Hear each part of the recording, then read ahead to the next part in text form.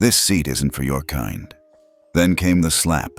Loud, public, cruel. The man hit the floor without a sound. His crumpled boarding pass fluttered beside him, like even the paper wanted to disappear. He didn't scream. He didn't fight back. He just lay there, one hand bracing on the carpet, the other gripping a canvas satchel like it held his whole life inside. No one moved. No one helped. But every single person on that first-class cabin watched. They didn't know who he was. Not yet. But in less than 10 minutes, the Pentagon would freeze the entire flight, just because of his name. Before we dive into this shocking story, tell us where you're watching from today. Have you ever seen someone mistreated in public and stayed silent? The man's name was Isaac Monroe, 68 years old, skin weathered like tree bark, wearing a military-style field jacket, 2 sizes too big, over an old button-up shirt. He looked like someone who hadn't been offered a hot meal or respect in years. Greg Simmons, the flight attendant who slapped him, stood with squared shoulders and a practiced smile fading fast. Greg wasn't just doing his job, he was making a point. "I said move," he repeated, louder now. "This is first class. You don't belong here." Isaac didn't answer. He slowly pushed himself up, using the seat arm for leverage. His movements were stiff, mechanical. The kind of stiffness that comes from bone-deep damage. The kind you earn in places no one cares to remember. Greg turned to the watching passengers, as if asking for silent approval. Instead, he got silence. And then, something slid out from Isaac's satchel. A small, round object. It clinked once on the aisle floor, spun, and landed near row 2D. It rolled to the feet of Colonel Daniel Harris, U.S. Air Force, retired, sitting by the window. He'd seen the whole thing, but, like everyone else, had done nothing. He leaned down to kick the object back, some coin or trinket, he thought. But then he saw it. The star, the ribbon, the golden etching. Colonel Harris froze. He reached down, picked up the medallion slowly, like it might burn him, and turned it over. The back was scratched but still legible. CPL Isaac J. Monroe, Medal of Honor, Mosul, 2004. His throat tightened. He couldn't breathe. That name, that mission, that citation. They said Monroe had vanished. Some whispered he deserted. Others said he died homeless. But no one had ever confirmed the truth. Until now. Harris looked up. His hands trembled. Greg didn't notice, still puffing up his chest. "We're not going to argue about it," Greg said. "If he doesn't have the proper ticket, he can wait for security to—" "Stop!" Harris's voice cut through the cabin like a crack of thunder. Greg turned. "Excuse me? You will not touch that man again," Harris said, rising from his seat. "What's your issue?" Greg asked, annoyed. This guy is a Medal of Honor recipient." Gasps rippled through the cabin. Someone dropped their phone. A woman in 1A whispered, "Oh my God." Isaac stood frozen, still half bent, eyes scanning the room like he wasn't sure any of this was real. The captain emerged from the cockpit. "What's going on here?" Harris stepped forward. "Captain, I am formally requesting that this flight be held. This man is Corporal Isaac Monroe, Medal of Honor, presumed missing for 2 decades, and he was just assaulted on your aircraft." The captain blinked, then turned and picked up the intercom. "Ladies and gentlemen," he said calmly, "this aircraft will remain at the gate pending military instructions. Please remain seated." Isaac didn't say a word. He lowered himself into the seat they tried to take from him, 3C, and stared at the medallion in Colonel Harris's hand. "I didn't think anyone remembered," he murmured, voice quiet and ragged. Harris sat beside him, eyes still wet. "They tried to erase you," he said, "but they failed. And somewhere, deep inside Isaac's chest, a long-forgotten part of him began to breathe again. Colonel Daniel Harris held the Medal of Honor in his hand like it was ticking. He couldn't take his eyes off it. And yet, he couldn't look Isaac Monroe in the face either. Not yet. The name engraved on the back, so casually carried in a canvas bag, hit harder than any punch Greg Simmons could have thrown. CPL Isaac J. Monroe, Mosul, 2004. A name whispered through war rooms and military academies for decades. Not because of rank, but because of the silence that followed it. The cabin wasn't just quiet now. It was frozen. The co-pilot stood near the cockpit door, confusion on his face. "Colonel, I need clarification. Are you confirming identity?" "I am," Harris replied, loud enough for the front of the cabin to hear.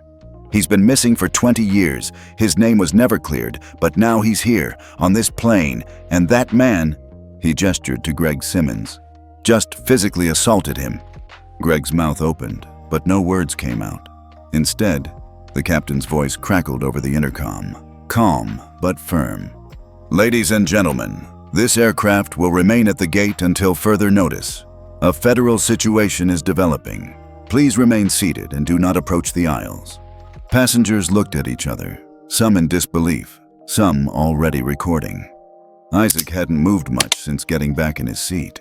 His bag rested on his lap again, the flap still open. His hands were steady now, too steady, like he'd slipped back into combat readiness. "Corporal," Harris said, turning to him, "I need to make a secure call." Isaac gave a small nod. "Do what you have to do." Harris turned toward the cockpit. "I need access to a secure satellite line. Now." One of the pilots guided him inside. Meanwhile, Greg remained rooted where he stood, sweating through his perfectly pressed uniform. I didn't know," he stammered. "He looked like a drifter." "He looked like a veteran," said a voice from behind him. It came from a silver-haired woman in 2A. She stood slowly, her voice trembling but sharp. "My husband was in Fallujah. He wore that same jacket when he came home. So maybe sit down before you embarrass yourself any further." Greg backed away and disappeared into the galley. Minutes passed, then 10, then 15, and then Harris returned from the cockpit. This time, not alone. A military escort had arrived. 2 young Marines in full uniform stepped into the first-class cabin, holding a small black case. Behind them, a man in civilian clothes followed, a Department of Defense liaison. He walked directly to Isaac, knelt to eye level, and said quietly, "Sir, you've been found." Isaac blinked. The DoD officer continued, "We've confirmed your ID, matched the medal serial, and cross-referenced your voice signature with classified files from Mosul, including audio logs you may not know existed. You are Corporal Isaac Monroe, recipient of the Medal of Honor. And on behalf of the Department of Defense, I offer our deepest apologies." Isaac didn't say a word. The Marines opened the case. Inside was a satellite phone and a crisp folder with government seals. Harris held it out. "They've already reinstated your full record. As of 10 minutes ago, you're no longer listed as AWOL. You're officially recognized as retired with full honors, retroactive to 2004. He hesitated. "And they want to fix the rest." Isaac's voice was low, gritty. "Fix what?" "The system that erased you." Across the aisle, passengers had gone quiet again, this time for a different reason. A few had tears in their eyes. A couple had removed their hats. And one by one, the cabin slowly began to rise. Not to leave, to stand, in silence, in respect. Greg peeked out from the galley again, only to see everyone standing. His expression twisted, half guilt, half fear. He backed away again without a word. Harris stepped toward the center aisle and addressed the plane. 20 years ago, this man saved 6 lives in Mosul. He was injured, left without proper care, mislabeled as a deserter, and forgotten. Today, we remember, not just who he is, but what he represents. He turned toward Isaac. "You stood for this country when no one else would. Now, finally, we stand for you." The silence that followed wasn't awkward. It was sacred. A few minutes later, the captain's voice returned. "We've received federal orders to hold the flight and escort Mr. Monroe to military transport. We thank you for your patience and your respect." The Marine stepped forward. One extended a hand. Isaac stood slowly, his joints stiff but posture upright, like instinct, like training. As he moved toward the exit, the passengers remained standing. One woman clutched her chest. A man in 1D saluted quietly, and as Isaac passed Greg Simmons, he didn't speak. He didn't look. But Greg flinched anyway. Because silence, real silence, has weight. Outside the jet bridge, black SUVs waited. A new life. Or maybe the one he was always owed. But as Isaac reached the top of the steps, he turned back for a second, just long enough to see that the people who once stared at him like a mistake now watched like they'd seen a ghost come home. Mosul, Iraq, April 17th, 2004. The air smelled like oil and gunpowder. Corporal Isaac Monroe crouched behind a half-collapsed concrete wall, sweat pouring down the back of his neck. His rifle barrel steamed in the dry heat. Sand stuck to everything, his skin, his lips, his memory. 2 o'clock, 3 on the roof, someone shouted. Gunfire answered a second later. They were pinned. A supply convoy had broken down outside Sector 6, one of the worst zones in Mosul.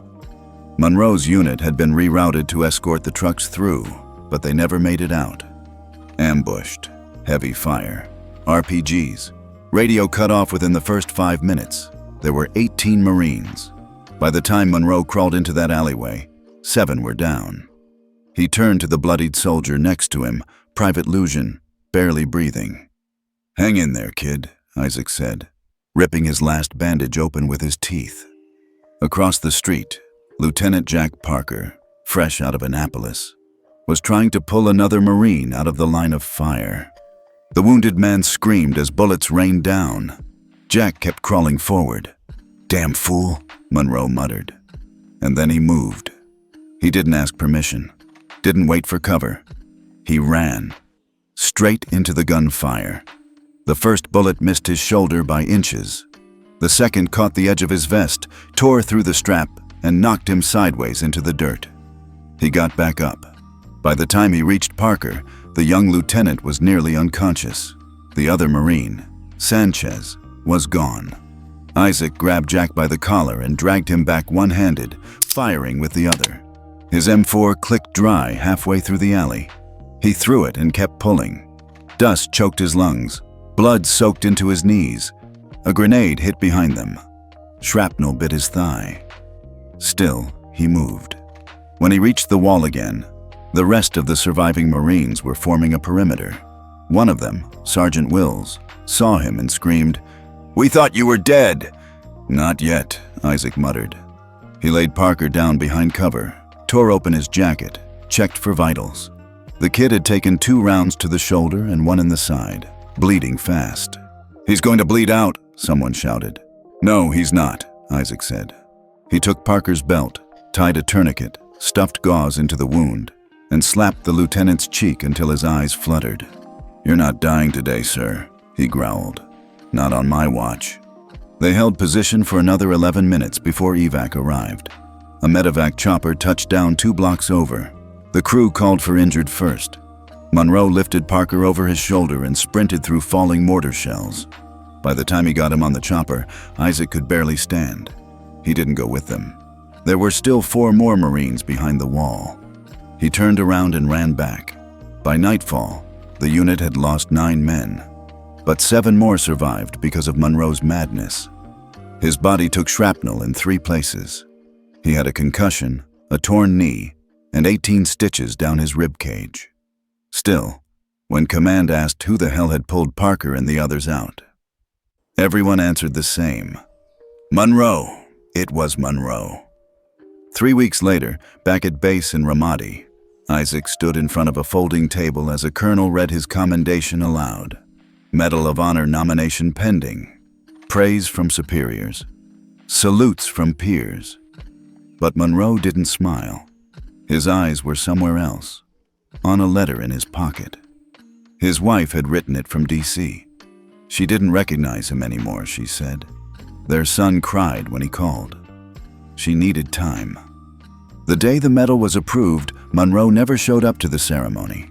He boarded a transport back to the States and never filed his transition papers. He didn't go to the VA. He didn't call command. He disappeared. For years, the official record showed Corporal Isaac Monroe, MIA, AWOL, unconfirmed. Some whispered he'd lost his mind. Some believed he'd died, but none of them knew that he was sleeping under bridges in Albuquerque, wearing the same jacket from that alley in Mosul, carrying the medal in his satchel like a wound he couldn't stop reopening. He never spoke about that day, not even to the other veterans who passed him in the shelters. He just kept moving, until a travel voucher showed up in a church mailbox with his name typed on it. No note, no sender. Just a seat on Flight 227 to Washington, D.C. He didn't ask questions. He just folded the paper, packed the satchel, and walked to the airport. Back in the present, on the tarmac at Albuquerque International, the military SUV pulled away from the jet bridge. Isaac sat quietly in the back seat, medal still in hand, watching the sun set behind the mountains. He hadn't planned to be found. He wasn't sure what came next. But for the first time in 2 decades, someone had said his name out loud, and not like a rumor, like a man who mattered. The clock on the wall inside the Pentagon's Crisis Response Center read 5:42 a.m. The room wasn't full of chaos, not the way movies show it. It was quieter than that. Heavier, like everyone in the room knew something big had just been uncovered, and none of them had a script for it. On the main screen, live footage from Flight 227 was paused. In the frame, Isaac Monroe, seated in first class, Medal of Honor in his hand. 2 Marines standing beside him, the rest of the cabin rising in silence. A woman in a gray suit leaned forward in her chair, eyes narrowed. Play it again, from the moment the medal hits the floor. An analyst tapped a key. The clip restarted. Slap, fall, the clink of metal, the colonel's face going pale, the phone call, the cabin standing. When it ended, no one spoke. Then a voice at the end of the table broke the silence. 20 years, said Major General Leon Myers. We lost track of a Medal of Honor recipient for 20 damn years. Correction, said Deputy Secretary Rachel Vaughn. We didn't lose him, we buried him. The system buried him. 2 hours earlier, D.C. VA headquarters. A junior intake clerk named Jenna Fields had just clocked in when the override alert hit her screen. Subject reclassified, Monroe, Isaac J. Status, AWOL honorably retired. Medal of Honor. Recipient confirmed. Initiate auto review of all flagged cases with matching classification code. Jenna blinked. She'd never seen the system do that before. A flood of files began generating underneath the alert. 1 case, then 50, then 400, then 3,219. All listed as AWOL. All had records that showed signs of misfiling, lost documentation, or unprocessed medical discharges. Her hands trembled as she picked up the phone. We've got a domino effect, she told her supervisor. And Monroe is just the first. Back in the Pentagon. By 6:30 a.m., a task force was formed. By 6:45, it had a name. Operation Final Honor. Their goal wasn't just to verify Isaac Monroe's case. It was to audit every single AWOL-tagged veteran record from 1990 through 2010. The early estimate, nearly 11,000 veterans may have been affected by administrative error, negligence, or worse, disregard. Deputy Secretary Vaughn stood at the head of the table, holding a folder. This man didn't just save lives in Mosul. He's about to force a reckoning in how we treat our own. We've spent decades telling the world we don't leave our people behind. Turns out, we've been leaving them right here, in our streets, under our nose. She held up Isaac's Medal of Honor, now officially logged and authenticated. And he carried this in a canvas bag while sleeping behind churches. No one said a word. Then she added, "I want this on the Hill by noon. Capitol Hill, 1:12 p.m. In a secured committee room, a closed-door session was underway. A screen displayed the title, Veteran Status Reclassification Hearing. Case number 001. Corporal Isaac J. Monroe. Testifying at the table was General Hawkins, head of the Army's Record Division. "We've identified a breakdown in the post-deployment intake pipeline," he said. Particularly during the early Iraq years, Monroe's case was misfiled under an outdated medical code. That code auto-flagged him as non-compliant, failure to report, which in turn triggered the AWOL designation. A senator leaned forward. "Was he ever notified?" "No, sir. The system removed his access to VA communications once the flag went live. He essentially became invisible." The room went cold. Another senator whispered, "How many others are invisible?" White House, 3:00 p.m. A folder was placed on the president's desk. He opened it slowly. Inside, a photo of Isaac Monroe, walking off the plane, Medal of Honor in one hand, satchel in the other. A post-it stuck to the folder's edge read, "Recommend executive action. Monroe Directive draft enclosed." The president didn't need convincing. He picked up the pen. 7:00 p.m. National news breaking alert. A historic shift in veteran policy today, after the discovery of Corporal Isaac Monroe, believed missing for 20 years, on board a commercial flight in New Mexico. Monroe, a Medal of Honor recipient, had been misclassified by the Department of Defense, losing all rights and recognition. A new executive order, titled the Monroe Directive, is expected to be signed within the hour. Isaac's temporary housing, Washington, D.C. The lights were soft, the walls were plain, but the bed was warm and clean and quiet. Isaac sat at the small table, the medal laid flat before him. Next to it, a folder full of papers he hadn't asked for, restored military benefits, full back pay, $1.16 million, lifetime VA coverage, and a key to an apartment reserved for Medal of Honor recipients. The TV across the room buzzed with muted headlines. Monroe Directive announced. Review of 11,000 veteran records begins. He didn't smile. He didn't cry. He just ran a finger across the medal, the same way he used to trace the names on dog tags in the field. Slowly, quietly. Behind him, a knock came at the door. When he opened it, a young Marine stood at attention. "Sir," she said, "General Hawkins requests your presence at the Capitol tomorrow. They'd like to name the directive after you formally. He said it's your call." Isaac looked past her, out the window, toward the city that once erased him. Then back to her. "Tell him I'll think about it."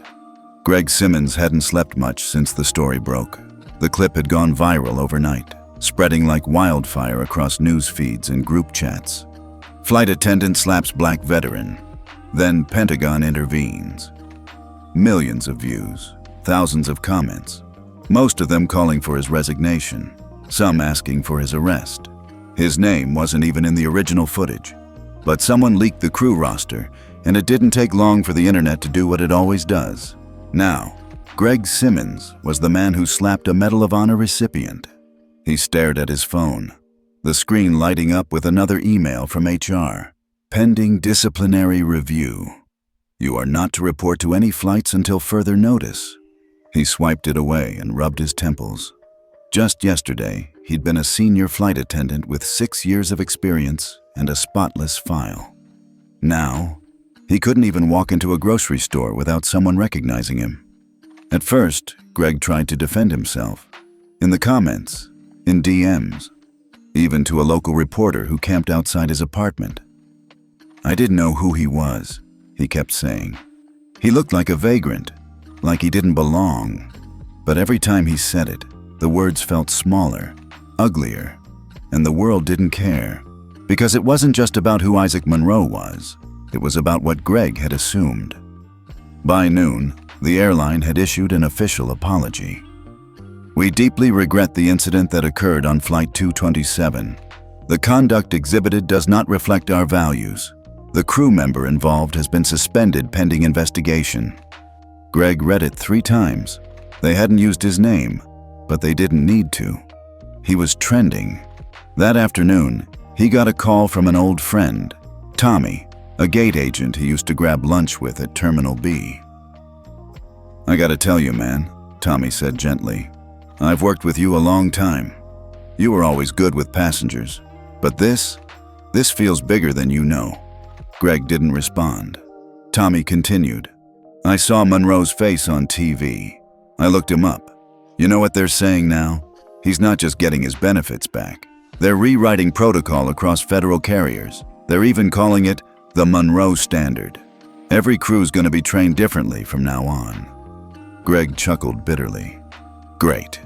My name's going to be a cautionary tale in every HR slideshow." Tommy paused, then said softly, "You ever wonder why you didn't ask for his ID? Why you didn't double-check the system?" Greg didn't answer, because he already knew. Later that evening, as the sun dipped low behind his apartment complex, Greg sat on the edge of his bed, scrolling through headlines he didn't want to read. From forgotten hero to national reform, how one man changed everything. The Monroe Directive, a reckoning in veteran affairs. Flight 227, the day America stood still and stood up. The comments below were merciless. This man sat in silence while others looked down on him. That's strength. "I hope that flight attendant never works again. They didn't know who he was, but they'll never forget now." Greg dropped the phone onto the floor and leaned forward, burying his face in his hands. For years, he thought no one noticed moments like that. He thought it was just part of the job. Enforcing order, keeping first class exclusive, making sure passengers fit the profile. He never realized how thin the line was between procedure and prejudice. And now, he couldn't stop hearing that moment in his head. "This seat isn't for your kind." He had said it like it meant nothing, but it had meant everything. You ever witness a moment like that? Someone being treated less than, just because of how they looked, dressed, or spoke? What did you do? Did you speak up? Or did you look away, like Colonel Harris almost did? Greg looked up at the clock on the wall. 8:27 p.m. He hadn't eaten all day. He walked to the fridge. Nothing but a half-empty bottle of orange juice and some leftover takeout. He grabbed a slice of cold pizza and stood at the window, looking down at the parking lot. The world felt distant now, like he was watching life happen from behind glass. Tomorrow, he had another call with the airline's disciplinary board. His union rep said they might let him resign quietly, avoid a public firing. But deep down, Greg knew something had already been taken from him. And it wasn't just his job. It was certainty. The certainty that he was a good guy, that he didn't mean anything by it, that he saw people clearly. Turns out, he hadn't seen Isaac Monroe at all. He'd only seen what he wanted to see. And now the whole world was seeing him for exactly who he was. The envelope was heavy, too heavy for paper. It arrived by courier, sealed in navy blue, with the gold-embossed emblem of the United States Congress. The man delivering it stood in full dress uniform, but Isaac barely noticed. His eyes were locked on the name printed across the front. CPL Isaac J. Monroe, United States Marine Corps, Retee. He hadn't seen it written like that in over 20 years, not on anything official. "Sir," the courier said with practiced formality, "they'd be honored to have you." Isaac nodded slowly. "I'll look it over." He closed the door gently. He didn't open the envelope right away. That night, he sat at the kitchen table in the small apartment they'd set him up with, just until permanent housing was arranged. It was modest: white walls, a twin bed, a nightstand, and a table with 2 chairs he'd never use at the same time. The folder from the Department of Defense still sat unopened beside the envelope, full of back pay documents, benefit reinstatements, and letters of apology printed on letterhead that probably cost more than his entire military stipend back in 2004. Isaac stared at the envelope a long time before sliding his thumb under the flap. Inside was an invitation, formal, impeccable. You are hereby invited to appear before a joint session of Congress for formal recognition of your service, your sacrifice, and your historic role in triggering veteran reform across the nation. The session will be broadcast live. National media coverage expected. Please prepare brief remarks or request assistance if desired. He let the card rest on the table. He didn't touch it again for hours. The next morning, a knock came. It wasn't military. It wasn't press. It was Colonel Harris, now in civilian clothes but carrying that same quiet gravity as always. "I figured you might want breakfast," Harris said, holding up 2 paper bags and a coffee tray. "There's a diner 3 blocks from here, veteran-owned." Isaac stepped aside and let him in. They ate in silence for a while. Eggs, toast, no small talk. Then Harris cleared his throat. "I assume you got the envelope?" Isaac nodded. "Got it? And?" Isaac took a long sip of coffee. "I'm not sure I want to go." Harris set down his fork. "Why not?" Isaac didn't answer immediately. He looked out the small window above the sink. "They want me to be the face of something I didn't ask for," he said finally. "They want me to smile, wave, wear the medal like it means something." "It does mean something," Harris said quietly. "Not to them," Isaac snapped. "Not until it embarrassed them. Not until it was caught on camera." Harris leaned back, letting the words sit. After a pause, he said, "You're right, but that doesn't mean you shouldn't be seen." Isaac shook his head. "You ever spend 20 years invisible, Colonel? Ever sit in the back of a bus station and wonder if you're even real anymore?" Harris didn't respond. He didn't have to. Isaac exhaled. "I didn't survive all this to become someone's headline." Harris stood and walked to the door. "They don't deserve you, Isaac," he said softly. "But the ones who've been forgotten like you, they do." Then he left. That night, Isaac didn't sleep. He sat at the table, flipping through the invitation again. He imagined himself standing in that massive chamber, bright lights, cameras, applause. His name spoken by men and women who would have stepped over him a month ago if they'd seen him on the sidewalk. But he also imagined something else. A row of chairs, old boots, folded hands. The quiet dignity of men who came home in pieces, if they came home at all. They wouldn't have gotten invitations. They wouldn't have gotten their names back. He couldn't stand in front of Congress for himself, but maybe he could stand for them. The next morning, he called the number on the RSVP card. A staffer answered. "This is Corporal Isaac Monroe," he said, voice steady. "Tell the speaker I'll come." He paused. "But I'm not reading a speech." The day arrived. Washington buzzed with anticipation. Outside the Capitol, reporters gathered by the dozen. Inside, a seat had been reserved at the front of the chamber, flagged with his name, a folded flag, and an honor guard at attention. As Isaac entered, wearing a dark suit borrowed from the Marine League, every head in the room turned. Applause began slowly, then grew and grew. Senators stood. Representatives stood. Military brass stood. The whole room, just like that plane, rose for him. Isaac didn't wave. He didn't smile. He just walked to his seat, sat down quietly, and waited. When called to the podium, he didn't bring notes. He didn't need them. He stepped up, adjusted the mic, looked out over the room. Then he said, "I was Corporal Isaac Monroe in 2004. Then I became a ghost. Not because I died, but because the system let me disappear. There are thousands like me. You don't know their names. You didn't see their faces. But if you're going to stand for me now, you'd better go find them too." He stepped back. That was all. And it was more than enough. The speech lasted just under 60 seconds, but the silence afterward, that stretched for what felt like a lifetime. Isaac Monroe had stepped off the podium at the Capitol without applause, not because no one cared, but because no one wanted to break the weight of his final words. "If you're going to stand for me now, you'd better go find them too." And in homes across the country, something began to shift. In a small town in Georgia, an 82-year-old widow sat in her kitchen with the TV on, her teacup trembling slightly in her hand. She leaned forward as the news replayed Isaac's speech, her eyes locked onto the screen. Then she whispered aloud to no one, "That sounds just like Daniel." She stood up, shuffled to her hallway closet, and pulled down an old shoebox. Inside, medals, discharge papers, and a photo of a young black man in fatigues. Last seen in 2007, she had filed missing veteran claims 3 times.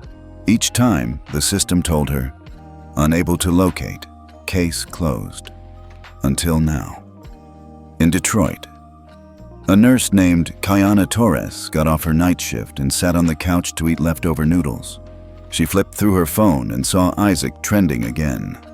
One clip stopped her cold.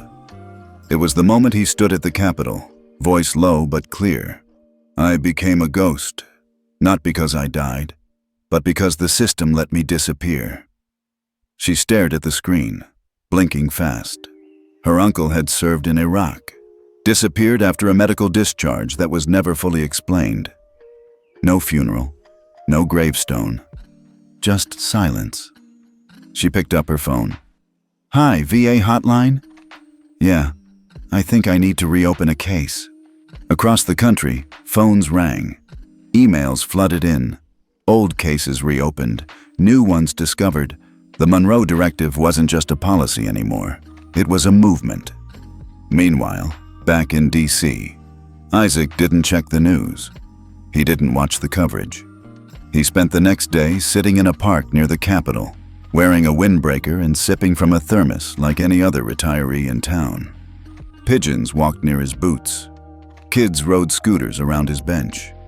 He looked like no one important. And that's how he liked it. Until a staffer from the VA showed up, slightly out of breath, holding a small manila envelope. "Sir, I'm sorry to bother you," she said, polite but urgent. "This came through our redirected mail unit. It's for you." Isaac hesitated. "What is it?" She handed it over gently. "I don't know, but it's personal." He waited until she left. Then he opened the flap. Inside was a single folded letter, no return address, just handwriting. He recognized it instantly. "Dear Dad, I don't know if this will reach you. Mom said you were gone. She didn't mean dead, just gone. She never talked about why. She just cried a lot. I grew up not really knowing what to think about you. I used to tell people you were still deployed, that one day you'd come back and pick me up from school in uniform. That day never came. But I saw you. On TV, at the Capitol. I knew it was you the second I heard your voice. You looked tired, but you also looked alive. And that made me want to write this. If you're open to it, I'd like to meet. I'm 24 now. My name's Marcus. I live in Baltimore. Same last name. Hope that's okay. Marcus."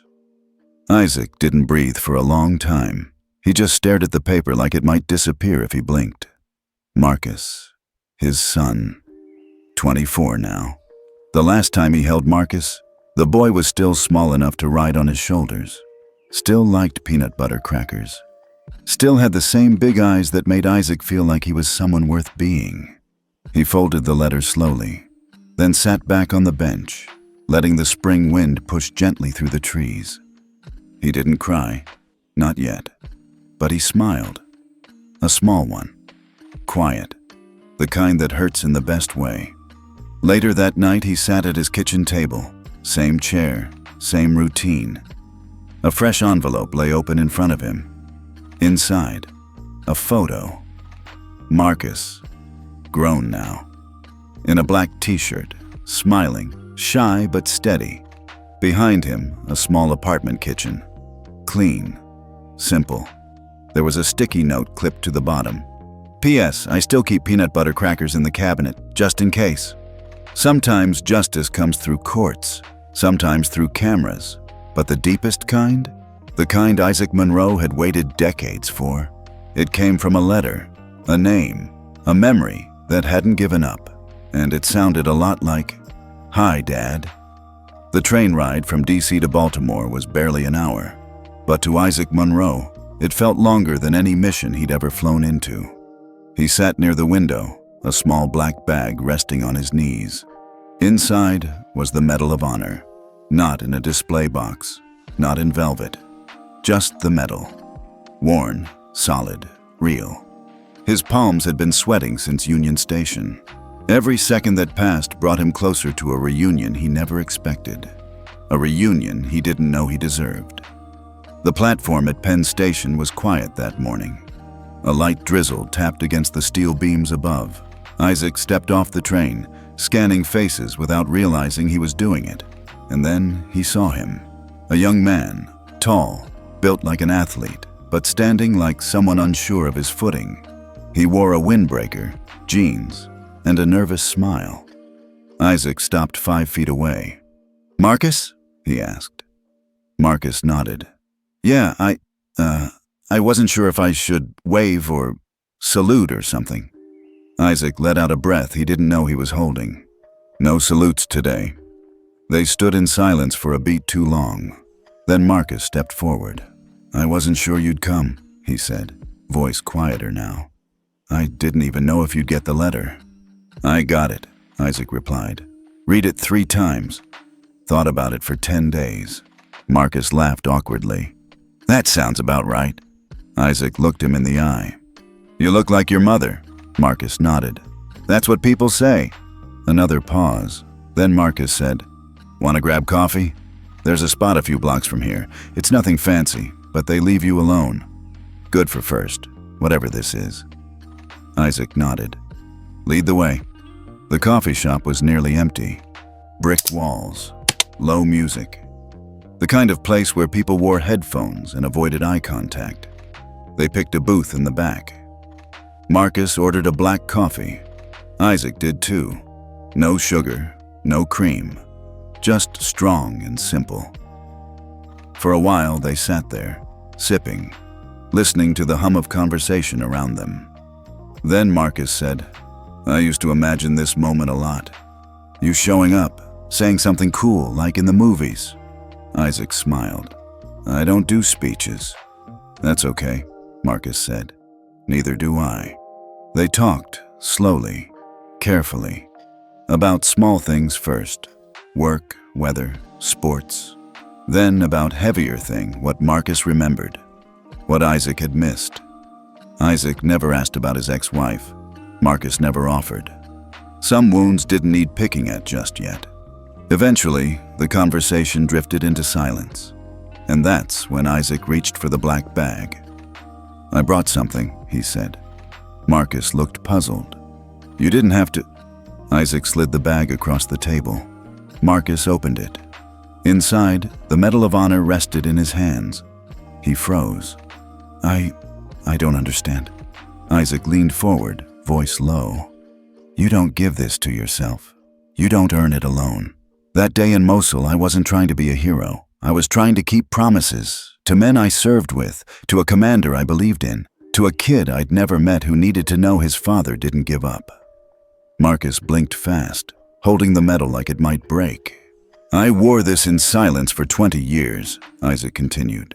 "Now the world knows my name again.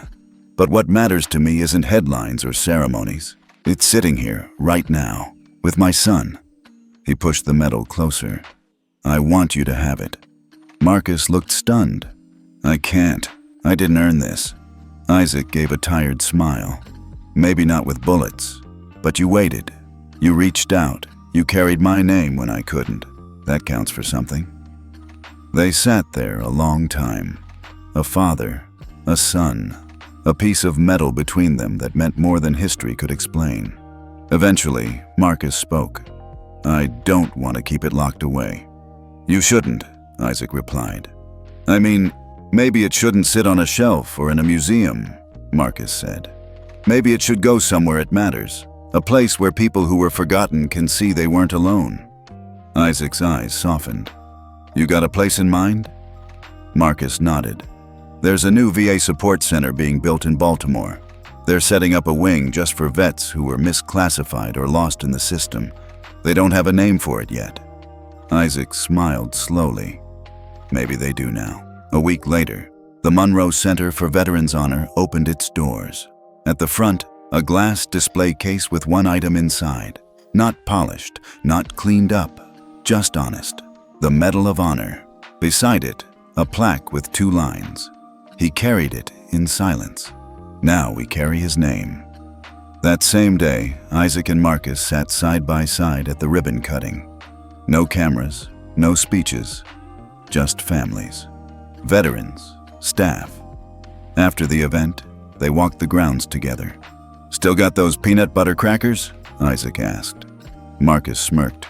Cabinet on the left, Isaac chuckled. Might have to stay a while then. You're welcome to, Marcus said. Then, quieter. We've got time. And for the first time in years, Isaac believed it. It started with a knock. Not from press, not from government, not from anyone looking for headlines. Just a man in a faded denim jacket and an old army cap, standing at the door of the Monroe Veterans Center, holding a folder that had yellowed with time. He didn't say much, just, I heard you might be able to help me find myself again. The receptionist smiled and offered him coffee.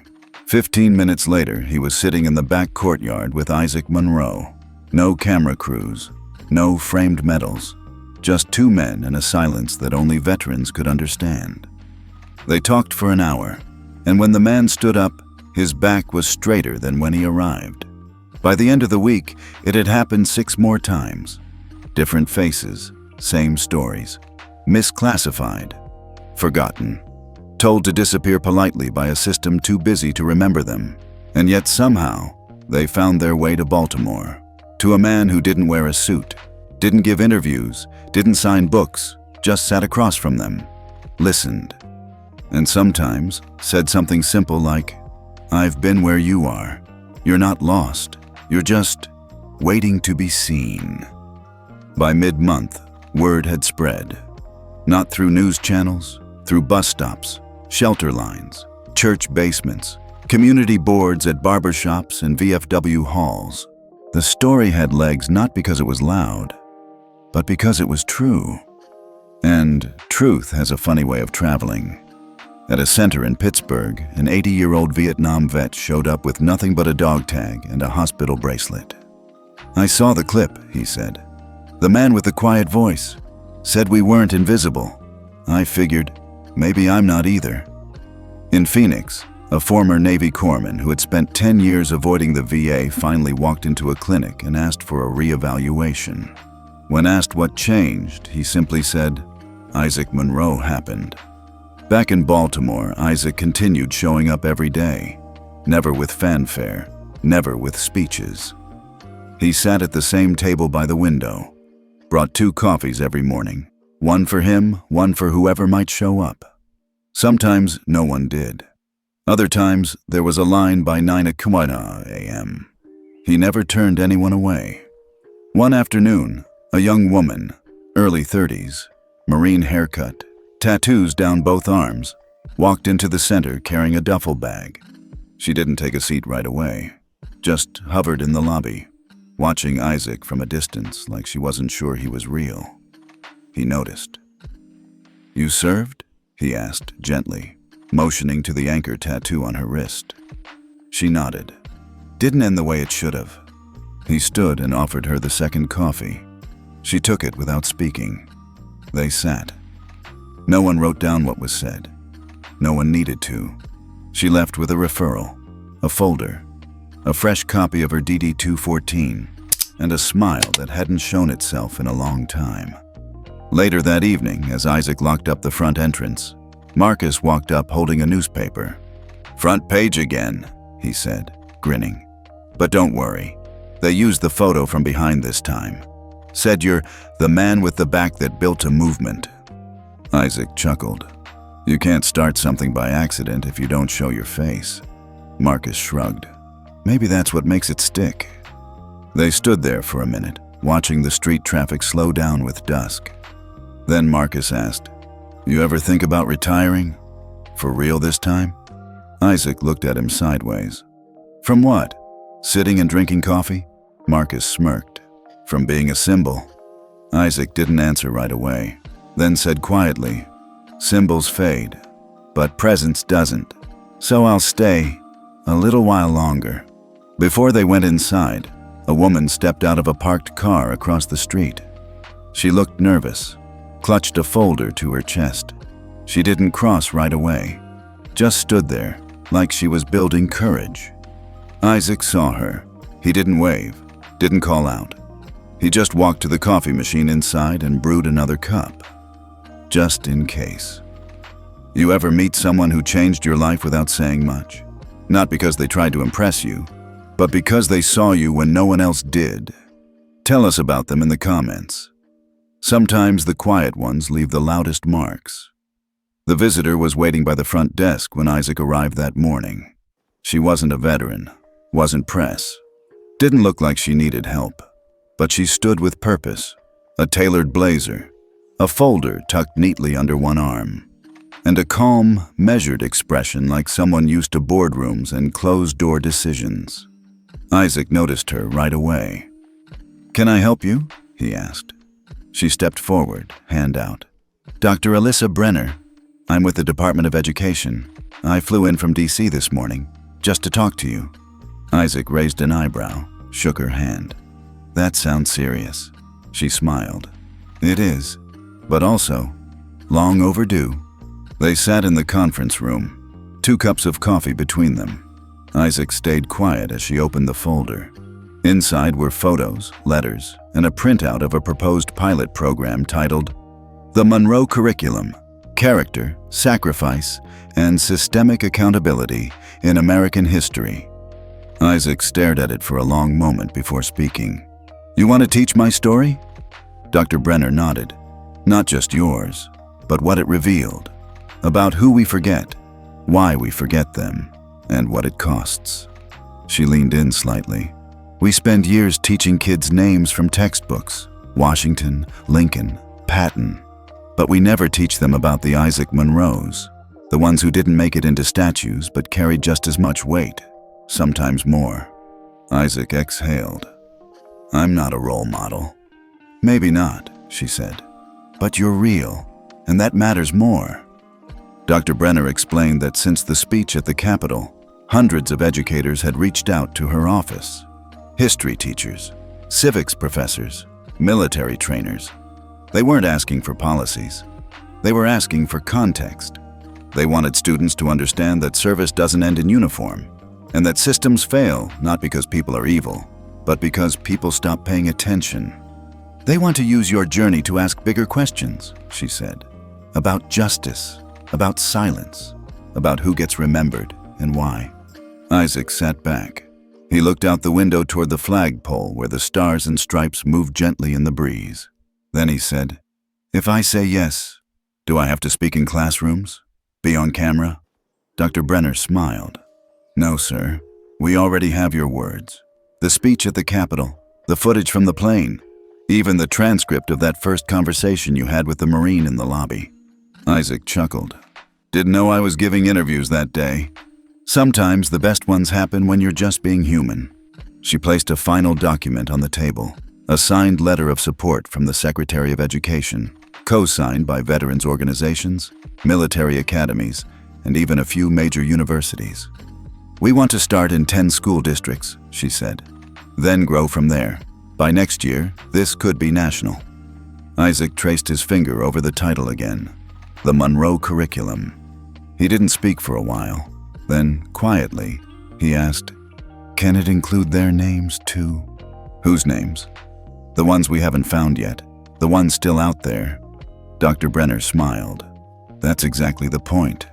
A week later, Isaac stood in a small auditorium in Maryland. Not to give a speech, but just to watch. The pilot launch of the curriculum had begun at a local high school. On stage, a student stood nervously at the mic. 17, maybe. Hair tied back, voice steady. She was reading a letter she'd written after studying the Monroe case. I used to think heroes wore capes. Then I thought they wore medals. But now I think heroes are the ones who keep showing up, even when no one claps for them. Mr. Monroe, I don't know you, but I see you, and I'll remember. Isaac shifted in his seat. Didn't cry, didn't clap. Just sat a little taller. After the program, students gathered in small groups. One approached him, shy.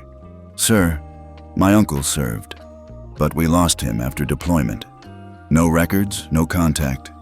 I'm gonna try again. File his name. They're saying now the system's actually checking things. Isaac nodded. Don't give up. Sometimes the silence just needs the right person to speak into it. That night, Isaac walked the long way back to the train station. The city buzzed around him, alive with noise and light. But inside, he carried a different kind of peace. He had spent years believing his story ended the day the government labeled him AWOL. But now, as students learned from his mistakes, he realized the story hadn't ended. It had only just begun. You ever wish someone had told you the truth earlier in life? Not just facts, but the kind of truth that helps you see the world more clearly?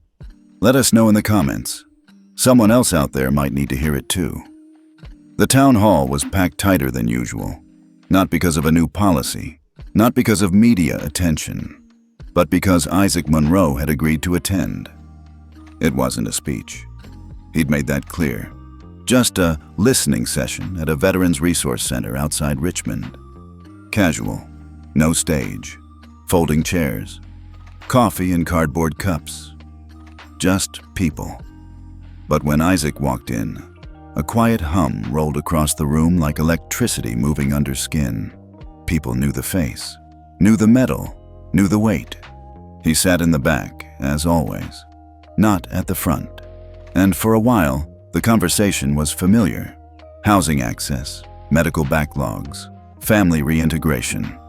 Then a man stood. Late 60s, strong frame, but hard-worn.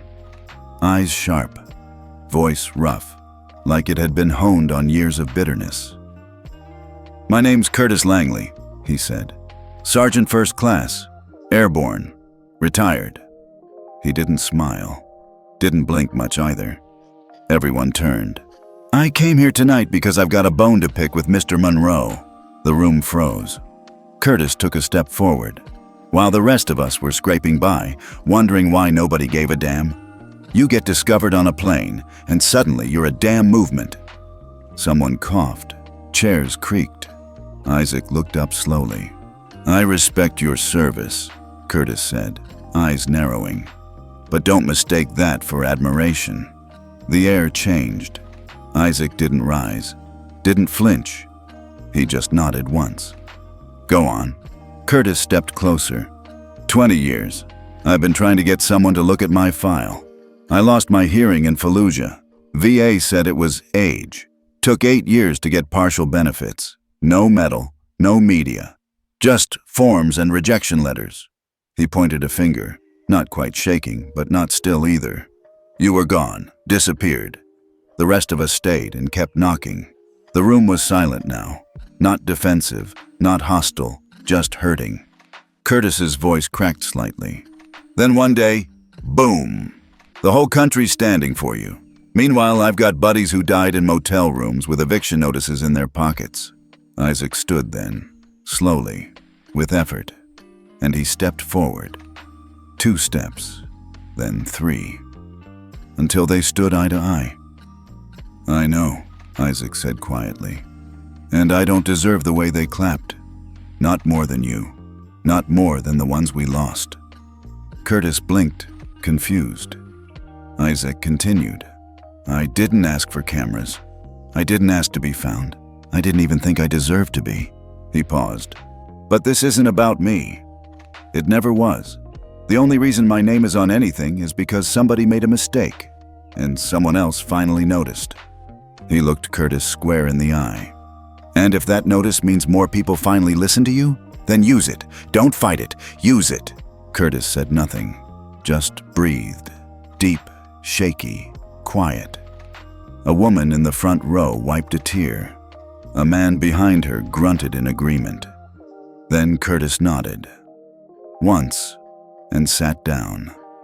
No applause, no music swell.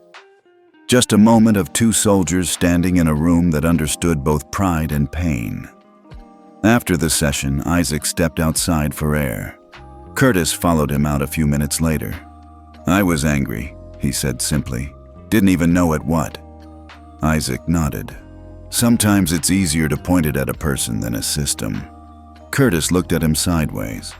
"I didn't think you'd show up tonight." "I almost didn't," Isaac replied.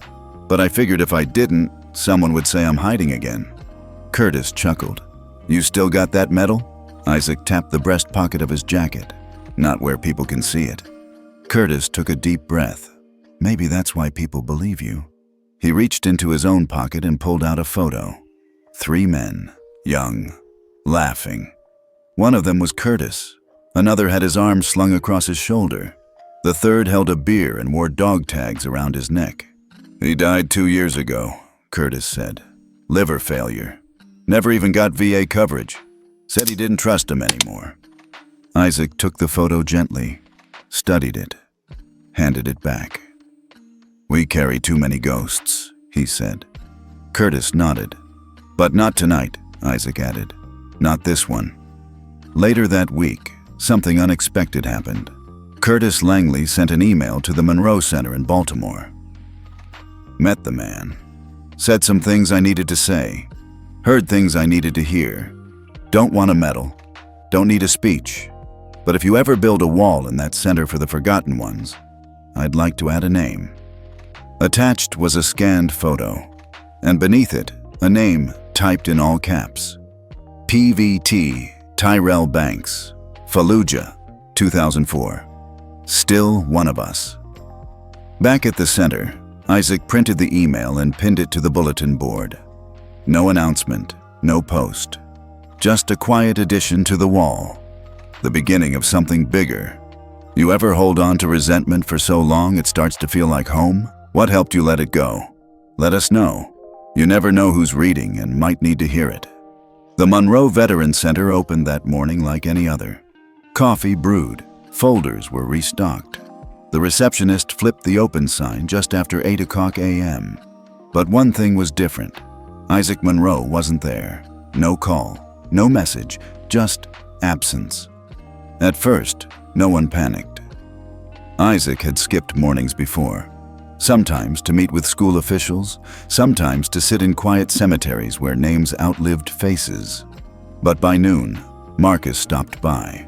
And when he walked past the front desk, he noticed something taped to Isaac's usual seat by the window, a handwritten note. "If you're reading this, it means I finally listened to my own advice. I've shown up long enough. It's your turn now. Keep the coffee hot, keep the door open, and whatever you do, don't wait for permission to care. Isaac." Underneath the note was a ring of keys and a smaller envelope marked, "For Marcus." Inside that envelope was another note. This one longer, folded carefully, and sealed with the words, "Read this when the building is quiet." So that's exactly what Marcus did. That night, after everyone had left, he sat at the same window where his father once watched the world pass by unnoticed. And he unfolded the letter. "Son, if you're reading this, I've already stepped away. Not because I'm done, but because I finally believe. Maybe I don't have to carry it all myself anymore.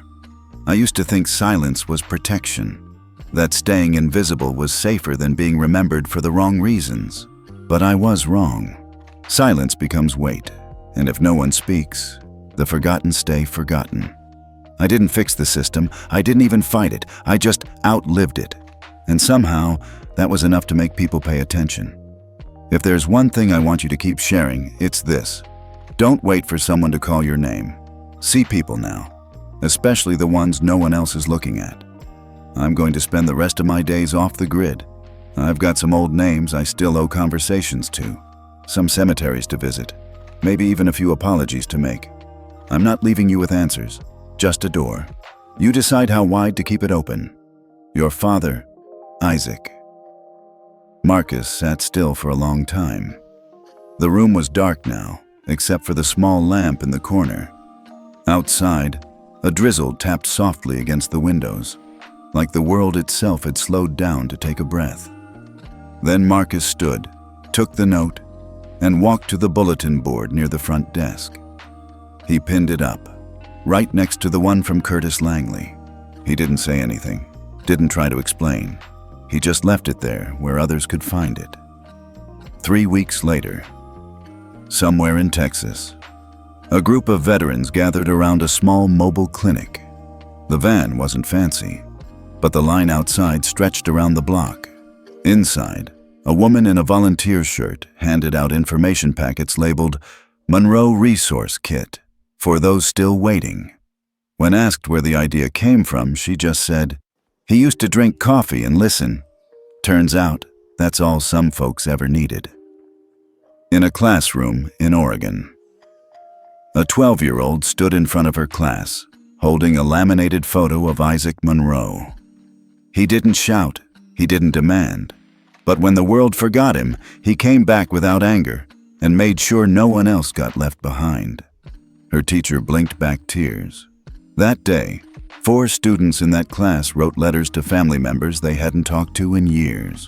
And in a small church in Kansas, a Sunday school leader placed a simple framed card on the bookshelf. Just a name. Isaac Monroe. We never met, but you made me pay attention. Below it, a jar, labeled Gas Fund for Local Veterans.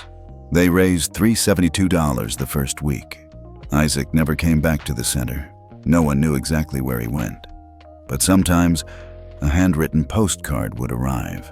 No return address, just a few lines. Met a man in Georgia who buried his medals in a shoebox under his porch. We dug them up, and he smiled like he hadn't in 30 years. Or, talked with a shelter cook in Nebraska. Turns out his brother never got listed in the system. We filed the paperwork together. He cried like it was 2007 again. Or simply, still listening. Keep the door open. Marcus never tried to track him, because he knew better. Isaac hadn't disappeared again. He had just finally gone where he belonged, to the people still waiting to be seen. You ever feel like your story doesn't matter? That maybe you missed your chance to be remembered? Here's a reminder from Isaac Monroe. You're not forgotten. You're just waiting for someone to look close enough. Be that someone for someone else. Isaac Monroe was never a hero out of Hollywood. He didn't stand on stages under bright lights. He didn't demand justice with shouting or headlines. He just sat with a cup of coffee, steady eyes, and a quiet sentence. I'm still here.